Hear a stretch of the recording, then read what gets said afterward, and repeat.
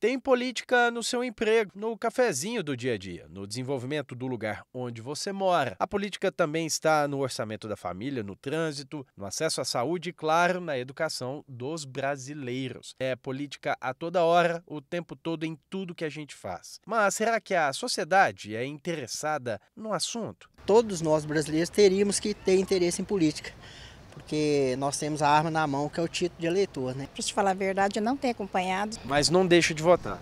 Não, eu voto todas as vezes que tem eleição eu voto. A vida toda acompanhei, sabe? Mas nunca foi assim, não entendi muito política, sabe? A pesquisa eleitoral do IPEC, contratada pela TV Paranaíba, mostrou que em relação às eleições municipais deste ano, onde serão escolhidos prefeito, vice-prefeito e vereadores, na maioria dos casos, os eleitores estão interessados no assunto. São 56% dos entrevistados que disseram ter muito ou interesse médio nas eleições. Já 43% dizem que têm pouco ou nenhum interesse pela corrida eleitoral. A teoria sociológica explica que esse interesse se dá diante do grupo a que pertenço, as minhas relações pessoais. Portanto, eu faço parte de um grupo e esse grupo me traz esse interesse em participar da política.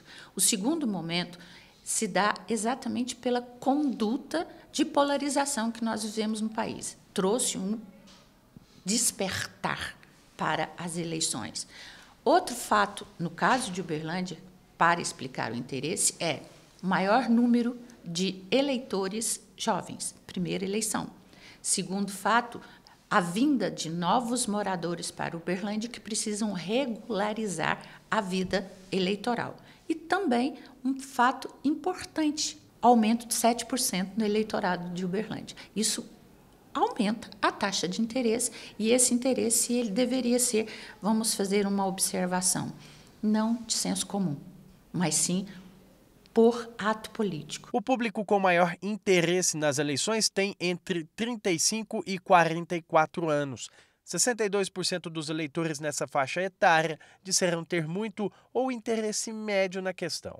Só que os mais jovens também acompanham a disputa. Na faixa de 16 e 34 anos, há 55% dos eleitores entrevistados com médio ou muito interesse, de acordo com o levantamento. Eu acho que não compensa, sabe? Tipo, a gente tenta mudar, sempre mudar, mas continua no mesmo lugar. É nosso dever como cidadão. O poder maior é através do voto.